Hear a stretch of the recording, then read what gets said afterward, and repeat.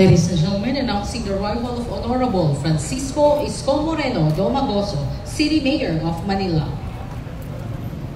Good morning, sir, and welcome to the home of Manila's finest, Manila Police District.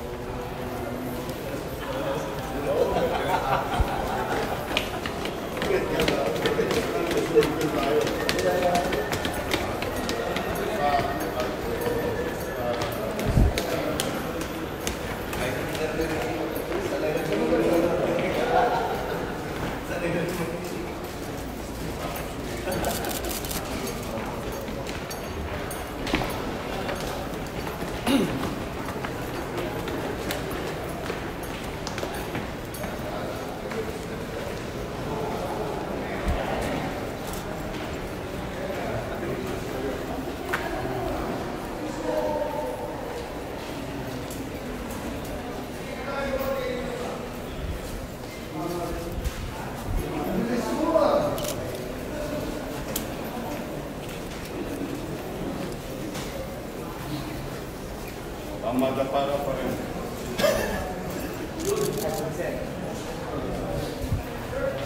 Pagkamulistos ka.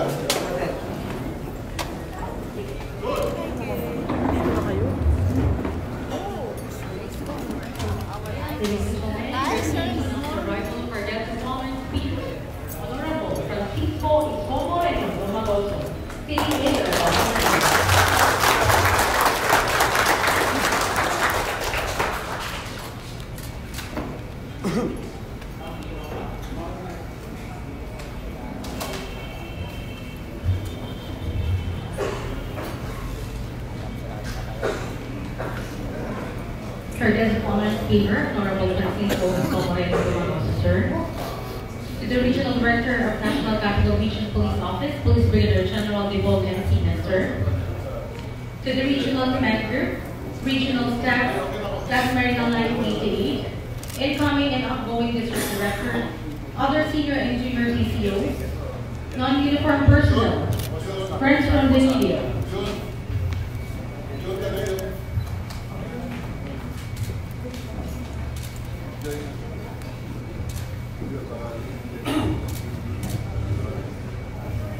Ladies and gentlemen, good morning and welcome to the home of Manila's finest, Manila Police District. Turnover of command to records. Magsigayon po tayong lahat at awitin po natin ang lupang hinirang, ang pambansang awit ng Republika ng Pilipinas.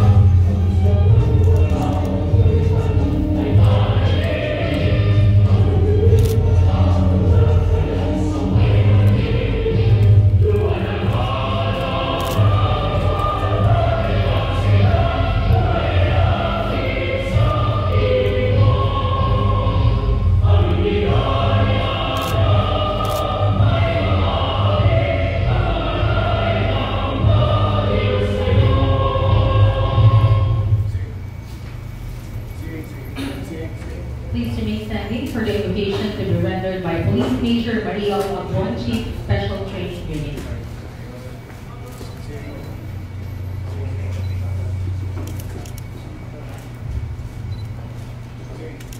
It is our head in the presence of God, who holds the destiny of men and nations.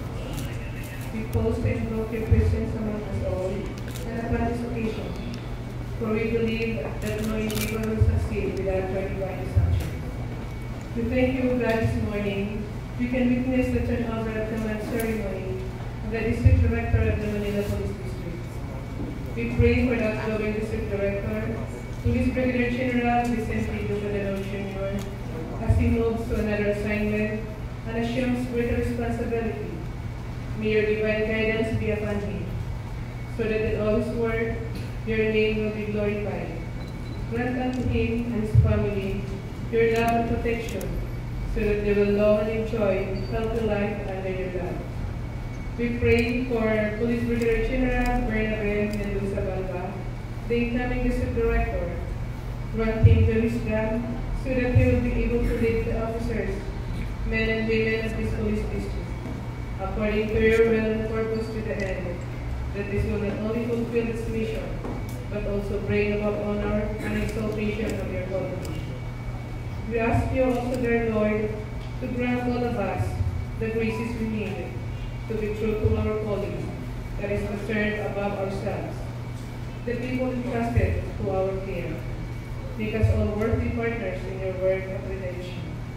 We ask this in the mighty name of Jesus. Amen.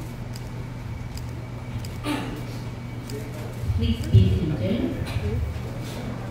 And now, ladies and gentlemen, listen to the welcome remarks from our Deputy District Director for Administration, Police Colonel Antonio Cando Llanos.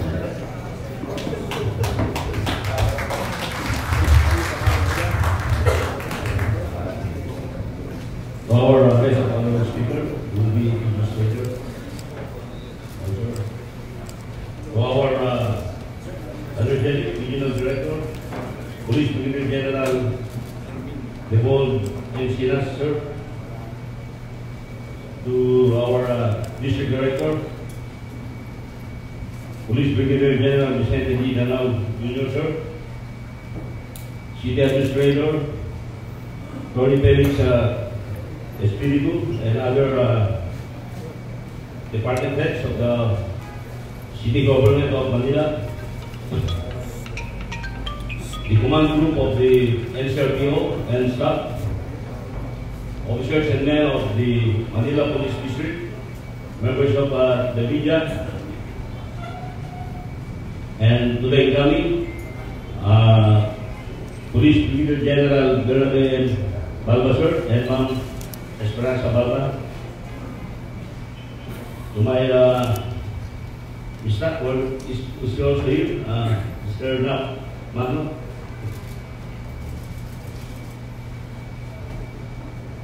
Ladies and gentlemen, good morning.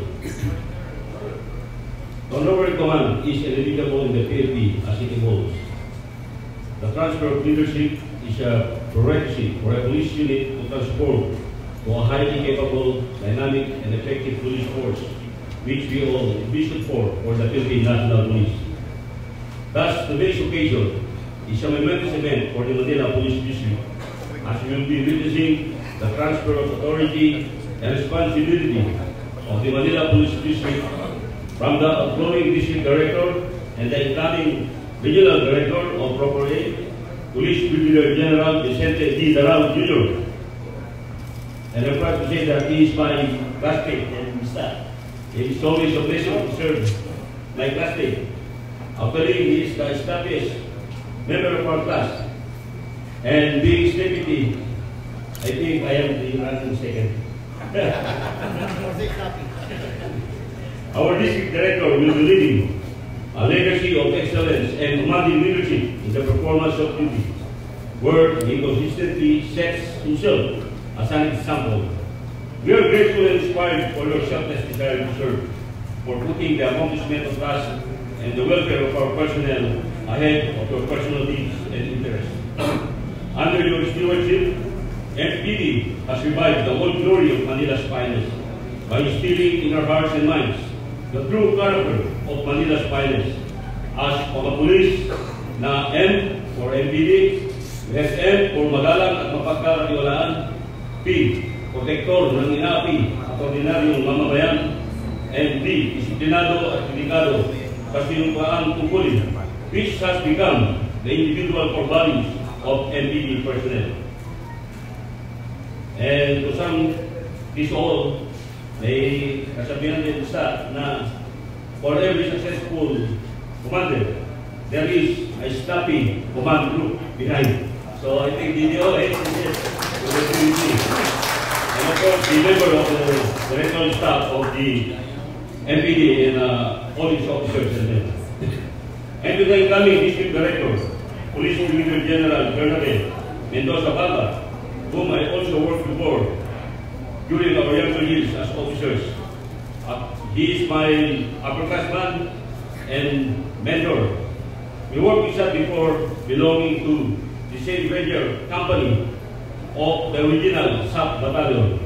We also served as aide to the former Chief AP, Police Director General Ricardo Sarmiento, and also in QCPD, where he served as an intelligence officer, and I also served as the Chief of the Criminal Investigation and Detection Unit. It is our utmost pleasure to welcome you, sir, to Manila Police District. We assure you of our steadfast support to your plans and programs in order to maintain the peace and order in the city of Manila as you assume office. You are an additional asset to the MPD to attain its goal of excellent and efficient police service. Ladies and gentlemen, without much ado, on behalf of the officers and men of the MPD, it is my distinct pleasure to welcome you all to this historic turnover ceremony. Again, thank you and bye-bye. Thank you very much, sir. And now let us move on to the presentation of awards to our outgoing district director. At this point, we request our guest of honor speaker, Honorable Francisco Escomo Moreno Domagoso, and our acting regional director, Police Brigadier General Dimol Encinas, to be assisted by the regional command group. Citation reads General Orders Number 2019-1691, dated October 22, 2019. Medalya ng Katapatan sa Paglilingkod. Pursuant to provisions of Section 2 and 7, not to Memorandum Circular, as amended by Memorandum Circular Number 2006-3, in furtherance of Republic Act 6975. This Medalya ng Katapatan sa Paglilingkod, PNP Distinguished Service Medal, is hereby awarded to Police Brigadier General Vicente Dupa de Leon Jr., Officer Draft 031 to the Court, for the resources and valuable service rendered as acting district director for Manila Police District, National Capital Region Police Office from November 8, 2018, and in full capacity as the district director from January 21, 2019 to October 19, 2019. Police Brigadier General Danao assisted the regional director in the implementation of PNP campaign plan against criminality and terrorism. He also ensured the systematic execution of the integrated security plan, which provides the security to the communities during national holidays and celebration, as well as to the vital government and private installations shall be properly implemented. He also pursued the updating of operational policies in the maintenance of peace and order, enhancement of law enforcement, operational procedure, and other organizational innovations to promote the image of the Philippine National Police as true guardians of peace and protector of the people. Police Brigadier General Danao have a high sense of responsibility and dedication to duty, resulted in the delivery of quality police service to the community, which earned credit not only for himself, but for the Philippine National Police as well, by the authority of the Chairman National Police Commission, signed by Police Lieutenant General Archie Francisco F. Gamboa, Officer in Charge, Philippine National Police. Ladies and gentlemen, let us give Police Brigadier General Vicente Dupa de Leon Jr. a round of applause.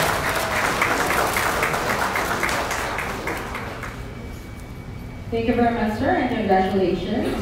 And now, ladies and gentlemen, for the reading of termination and designation order, may we call Police Colonel Maria Leonora C. Camarao, Chief Regional Personnel Records Management Division, National Capital Region Police Office.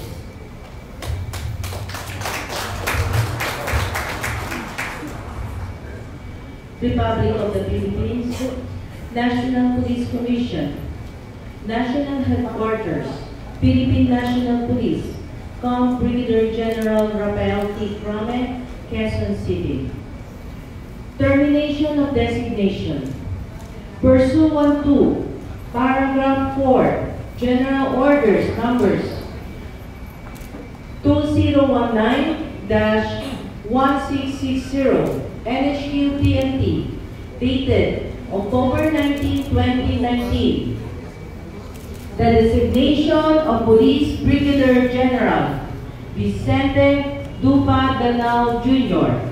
O-03104 as District Director, Manila Police Office, National Capital Regional Police Office, Philippine National Police, is terminated effective October 20, 2019. Designation.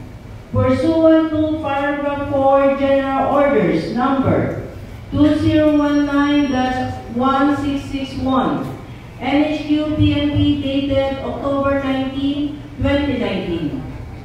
Police Brigadier General Bernabe Mendoza Baba O-00395 is designated as District Director, Manila Police District, National Capital Region Police Office, Philippine National Police, effective October 20, 2019. By command of Police Lieutenant General Gamboa, Official Guillermo Lorenzo T. Eleazar, Police Major General, the Acting Chief of Directorial Staff. Signed, Lyndon G. Cubos, Police Major General, the Director for Personnel and Records Management. Congratulations. Thank you very much, ma'am. At this point, to read the message and relinquishment of office, may you call Police Brigadier General Vicente Dupa Danao Jr., outgoing District Director, Manila Police District, sir.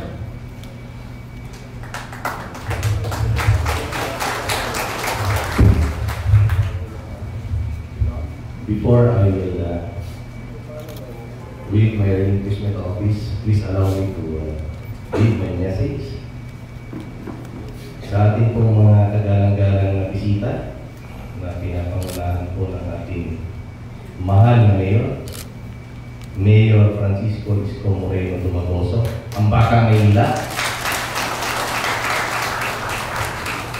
our Regional Director, Sir Dubog Sina, sir,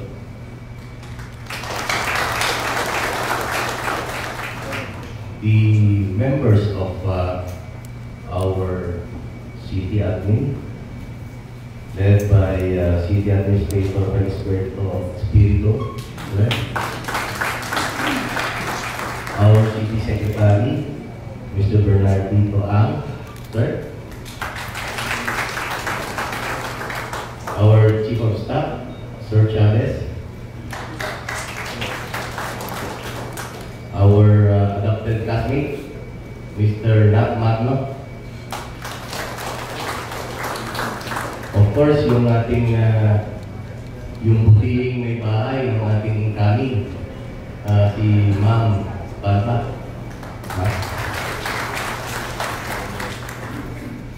The incoming District Director, Brigadier General Joel Malbazar.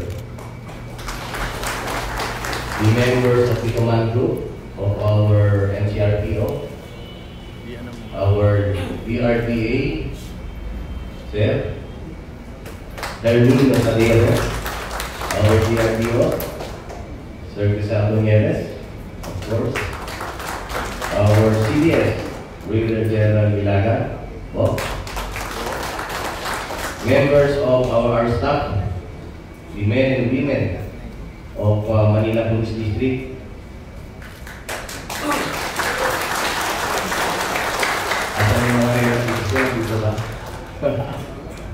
yung aking mga relatives, kanina nakita ko lang. And of course, yung mga kaibigan natin, yung ating mga pinagkikita miyembro ng Manila Press Corps, and other gentlemen and ladies, mga bisita, magandang umaga po sa inyo lahat. Well, it has been almost a year when I assumed office as the District Director of Manila Police District. And for all you know, last year, the Manila Police District there is very much always on the limelight. Considering na palaging nauhuli yung ating mga pulis kasi masyadong mababait. That's why when I was about to be assigned dito to tell you frankly, sir, sabi ko, parang ayaw ko nang mag-assume. Mukhang sakit na ulo. Imagine, halos buwan-buwan yata, hindi ako makamali, every 2 weeks, or buwan-buwan, laging nasa newspaper, Manila Police District. As a matter of fact, when I was about to be assigned here, 2 weeks before, may nahuli pa ng rape. Yun yung palit-puli. So sabi ko, anong meron sa Manila Police District at bakit napakatitigas yata ng ulo ng mga animal lang? Sabi ko, kaya nga sir, alam mo, when I was given that order, that night, no? Hindi ako nakatulog, sa totoo lang. Anong gagawin ko sa mga inayupak na to? At ang titigas na ulo. And that gave me the challenge kung anong meron dito sa Manila Police District. On my way, going here sa NPD at that time, that was about 2 hours from Camp Rame on my way. Sabi ko, ano kaya ang magandang speech ko? Kasi di pa po ako nakagawa ng speech at that time kasi I received the order the night before na. May nag-ahabol pa ka, nawala mong ituloy. Okay? So sabi ko, naisip ko yung NPD. Okay? Sabi ko, mas maganda siguro sir kung gagawa ako ng parang isang acronym to guide or to be a motivation para sa ating mga pulis. Sabi ko, ano kaya yung NPD na magandang gawin? And from that on, I coined siya yung NPD wherein, sabi ko, siguro magandang i-memorize ng ating mga tao pag sinabing M. Ang NPD ay isang pulis na masipag, magalang, at mapagkakatiwalaan. And when you say B, protector ng mga inaati at ng mga inosenteng sibilyan. At pag sinabi mong letter B, ako ay isang pulis na disiplinado at dedikado sa serbisyo. Yun po sir ang ating actual na sinabi when I assumed office. And on my first day, I let all police personnel to memorize the LPD by heart. Pasensya na po yung mga nasuntok ko rito na ayaw mag-memorize at saka nasipa. Kasi ang purpose ko lang at that time is for you to internalize ano ang ibig sabihin ng LPD. Because that will guide us and that will serve as a motivation to work hard, to do more in order to protect and to serve our community. Sir, I would like to announce that because of that motivation, sabi ko nga, for almost a year that I stayed here, wala akong nahuli na pulis kahit isa. Para sa akin po, napakalaking accomplishment na yan. Sabi ko nga sa mga tao ko dati, hindi ko kailangan ng accomplishment ninyo na puro drama. Yung walang pulis na mahuhuli sa kalokohan sa LPD, napakalaking accomplishment na yan para sa akin.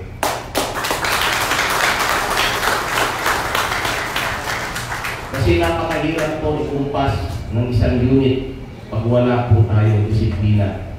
Kung yung sarili mo ang bahay hindi mo malinisan, paano mo maglilinis ng iyong bakuran? Di ba ba? Kaya yan po yung aking naging guiding principle to motivate and inspire people in order to work hard for them to be able to meet the standards na dapat natin ibigay sa ating mga mamamayan. Honor naman pa po na accomplishments. Hindi ko na po iisa-isahin. Alam po ninyo lahat yan. And I must brag that the Manila Police District is one of the big contributory factor how the regional office got its award of the best Regional Office. Palakpakan nyo naman.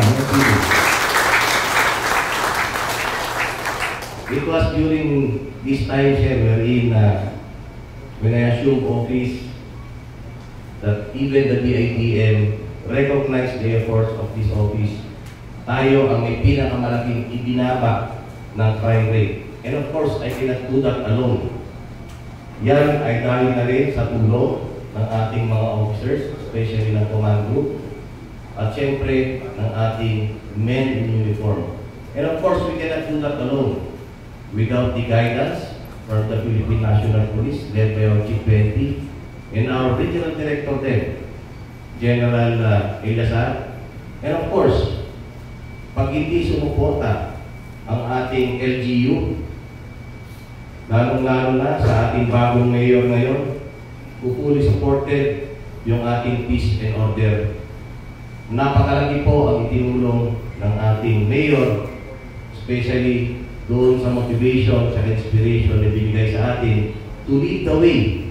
Dati, ang nililinis lang natin, sir, kriminal lang eh. Ngayon, pati basura, nililinis na rin natin. Palapakan natin. Nagkaroon nyo ha, yung ating mayor ngayon, naging epitome ng buong bansa sa isang maayos na governance.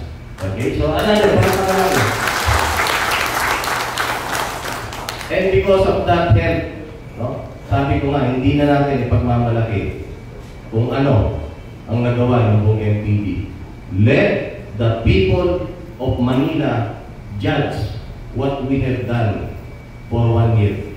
And let history make its history that Manila is again on the point of pedestal worldwide. And it is put on record that because of the cooperation, dedication to work that our people has done, especially ng ating mga kapulisan, ng ating mga mamamayan. Ito pong ginawa natin dito is yung patuloy na pag-ugnayan. Hindi lang po ito kayang gawin ng LGU, ng pulis, kung wala pong tulong ng ating mga mamamayan.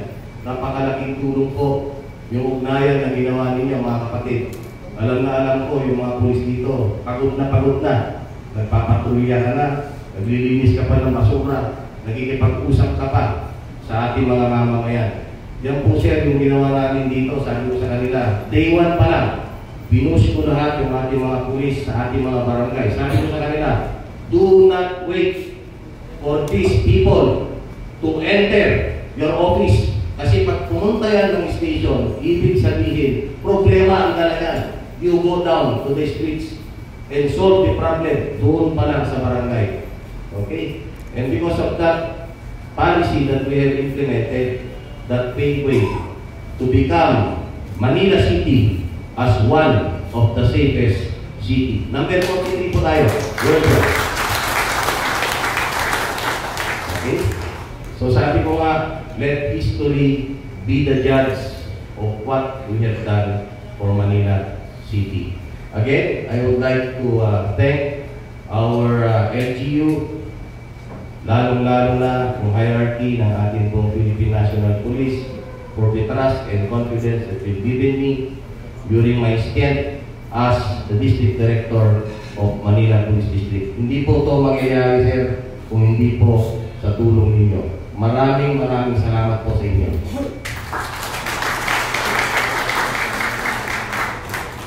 For my relinquishment of office, pursuant to paragraph 4, General Orders number 2019-1660, National Headquarters, Philippine National Police, dated October 19, 2019, I hereby relinquish my position as District Director, Manila Police District, National Capital Region Police Office, Philippine National Police, effective October 20, 2019.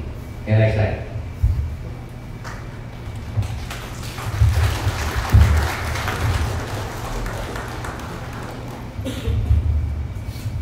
Thank you very much, sir. And to read the assumption of office, may we call Police Brigadier General Bernabe Mendoza Paula.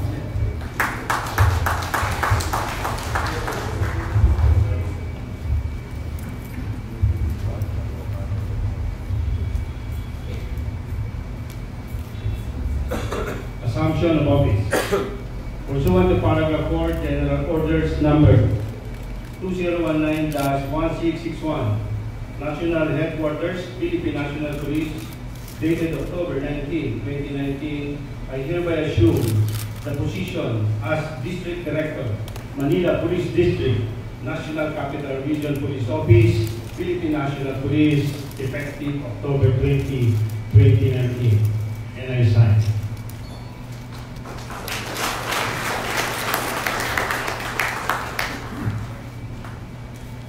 Thank you very much. Thank you very much, sir. And now we shall proceed to the turnover of command symbol and property book.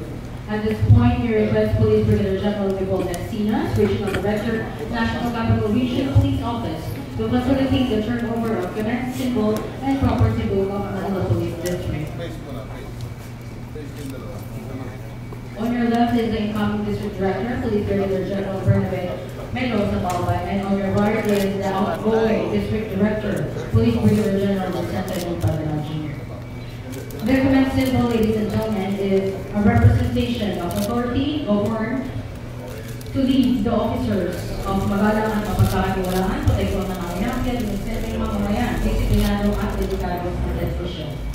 Manila Police District is now being entrusted to the District Director of Manila Police District, Police Brigadier General Bernabe Mendoza Balbay.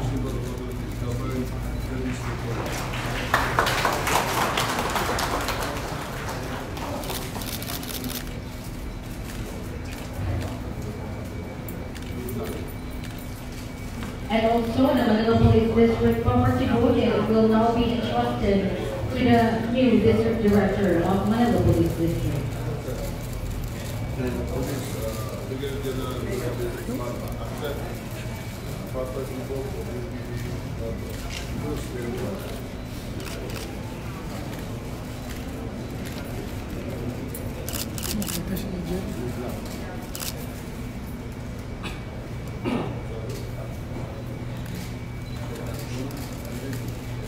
Ladies and gentlemen, let's give them a big round of applause.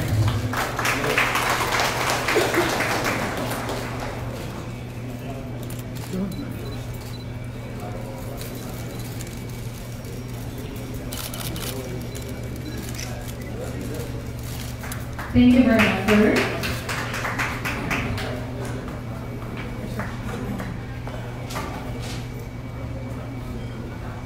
And now, ladies and gentlemen, let us listen to the message of the incoming District Director and the introduction of our guest of honor and speaker.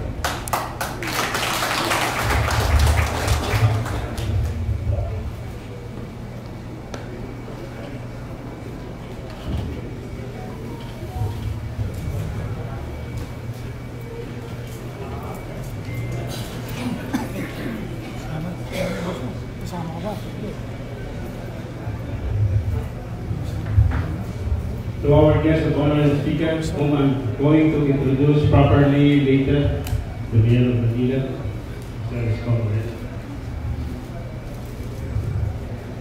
Our Regional Director, Police Major General Dibol Encinas, sir.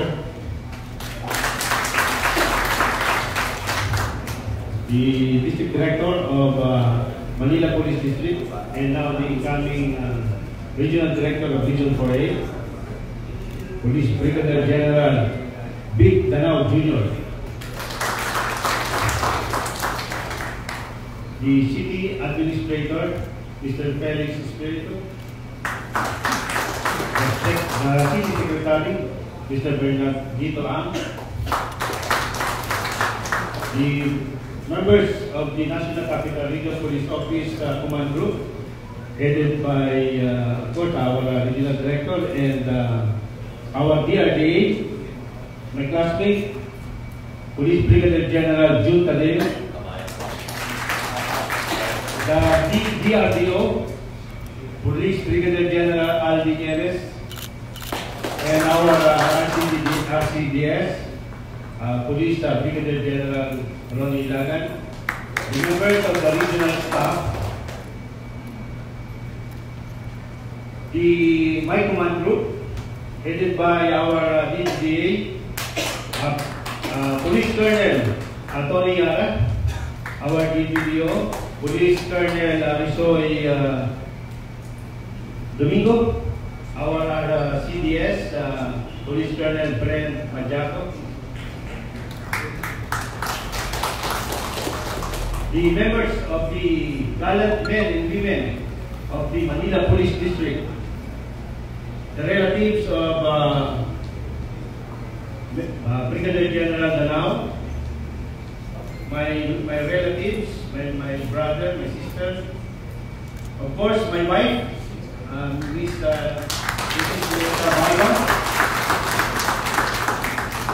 Mr. Nat Magno,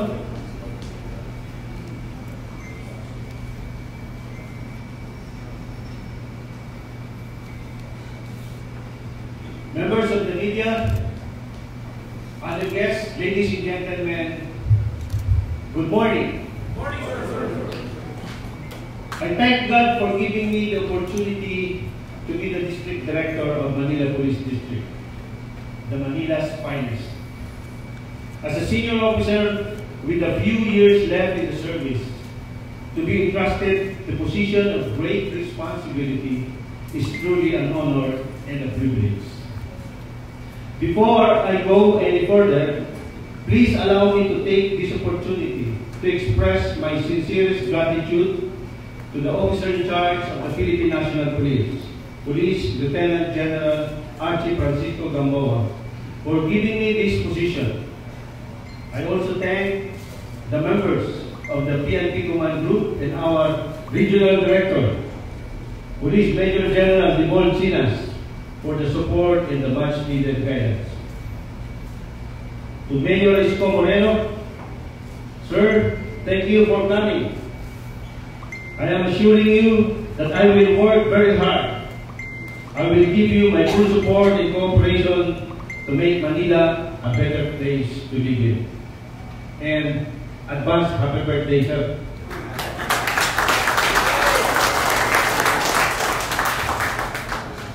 To all my relatives and friends, for all the encouragement and the motivation to withstand all the challenges in this life's journey. To my family, my wife Nessa and daughter Jem, the source of my strength and inspiration, for the love, patience, and understanding, and for being always there to attend to my needs, even when I barely have time to spend with you. Above all, to our God Almighty, for His unconditional love and endless blessings to me and to my family. May He always be with me as I perform my duty. I have been through different designations in the past, working in different capacities in the diverse and varied fields of police work.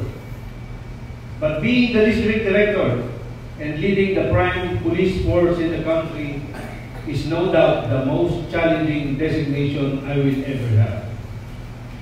History-wise, Manila Police District was the first police department that was founded in the country. Not to mention, Manila is the capital city of the country, and it is led by the most idolized mayor. I am truly honored to serve as the District Director of this prestigious police district.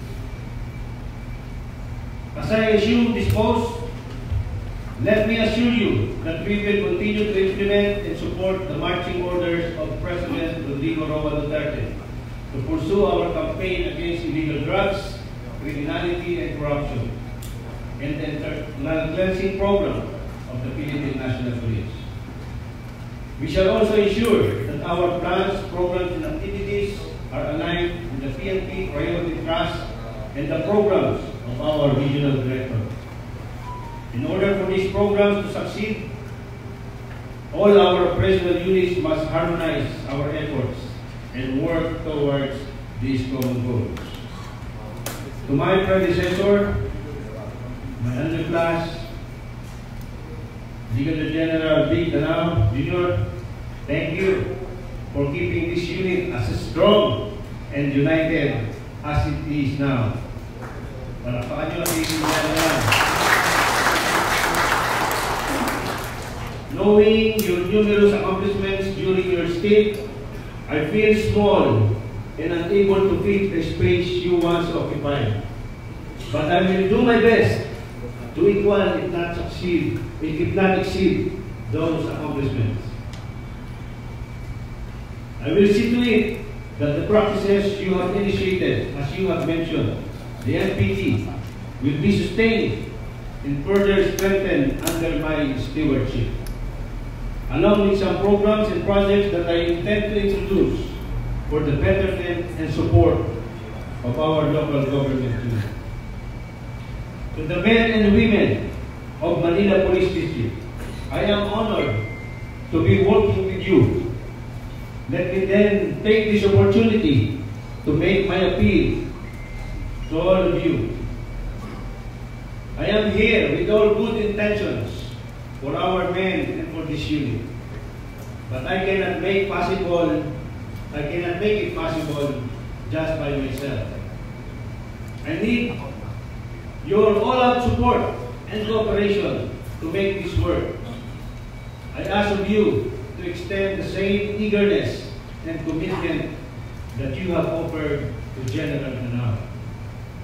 I am very optimistic of what we can collectively do to make this community safer, more peaceful, and more conducive to growth and development.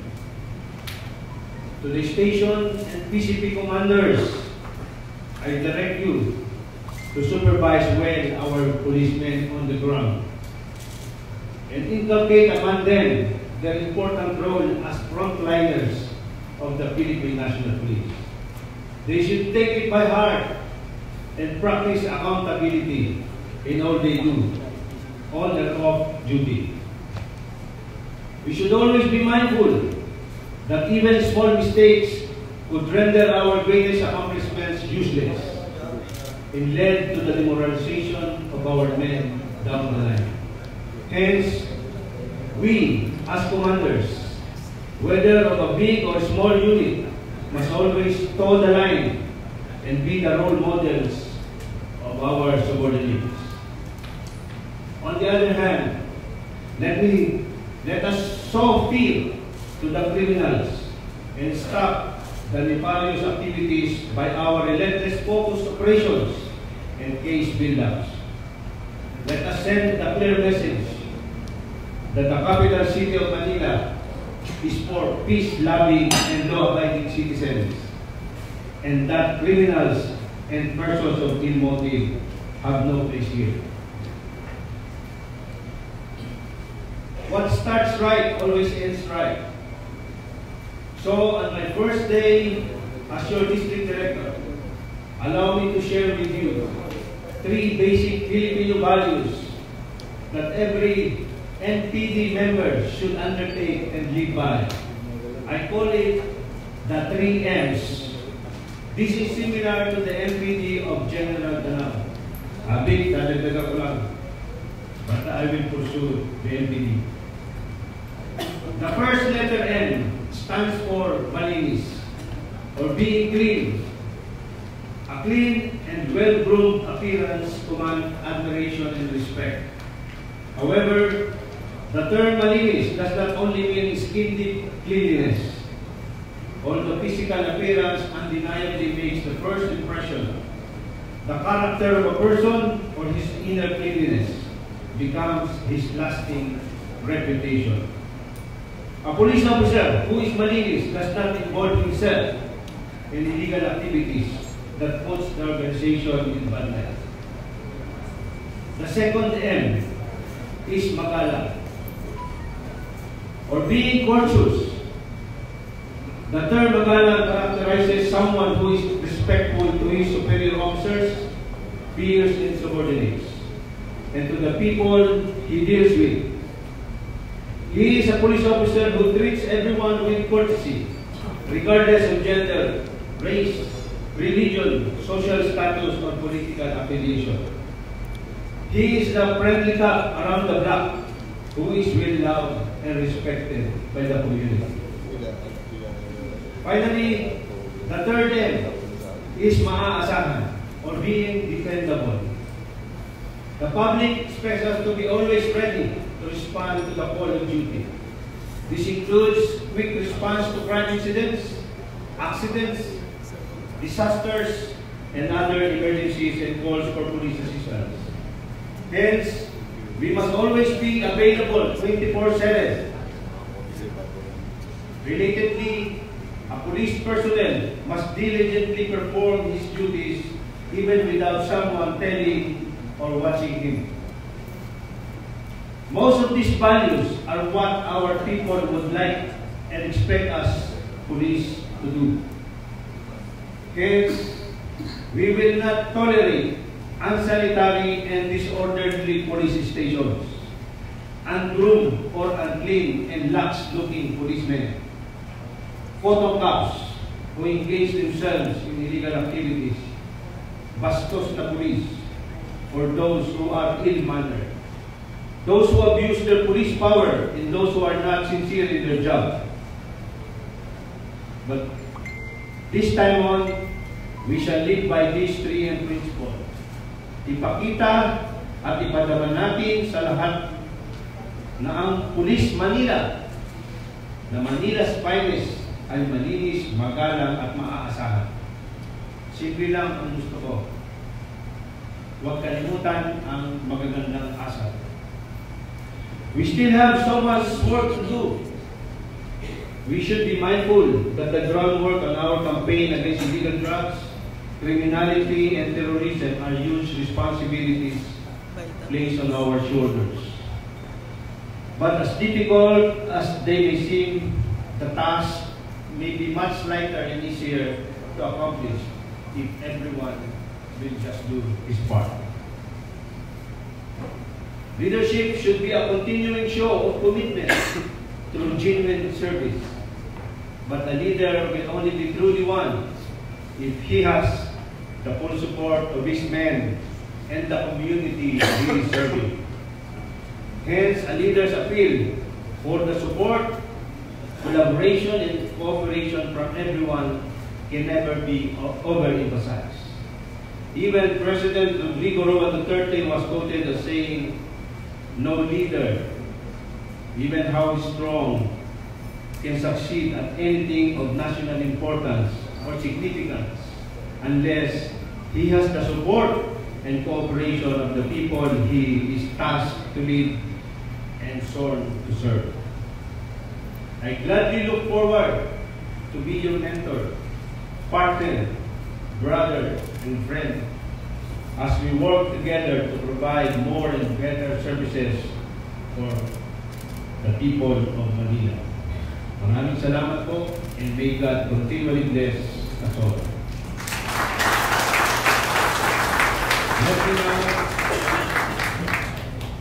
Let me now proceed with my second task, and that is to introduce our guest of honor and speaker.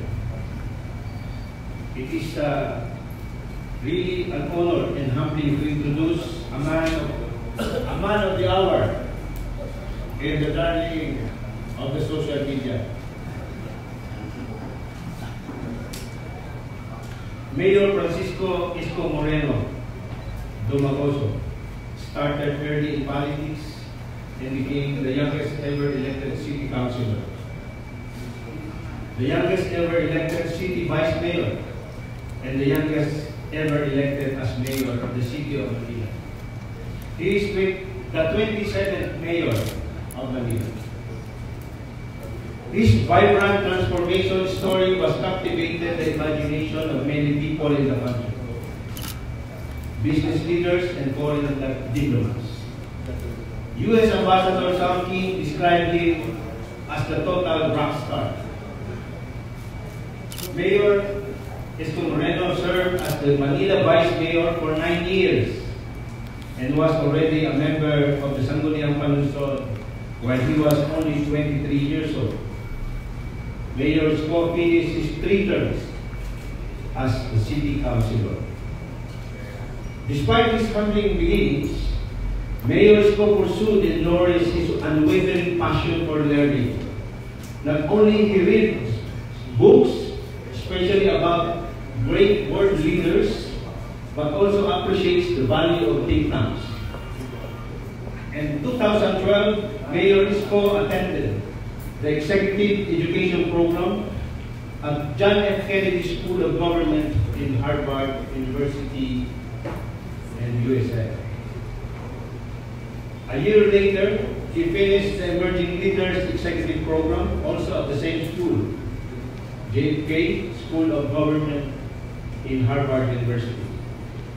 In the same year, Mayor Scott completed Oxford Strategic Leadership Program at the Said Business School at the University of Oxford. He is also a product of an executive education at the University of the Philippines National College of Public Administration and Governance. Mayor Scott received his Doctor of Humanities on Community Development degree from the Pamantasan Lungsod ng Maynila in the year 2014, a fitting recognition for his 18 years of community service while serving Manila as a city councilor and vice mayor. With his background, he was appointed by President Rodrigo Duterte as Undersecretary for Special Projects of the Department of Social Welfare and Development. Prior to this, Mayor Isko Moreno was appointed by President Duterte as Chairman and President of the North Rail Corporation. Mayor Isko studied law at the Aureliano University School of Law, 3 years after graduating from International Academy of Management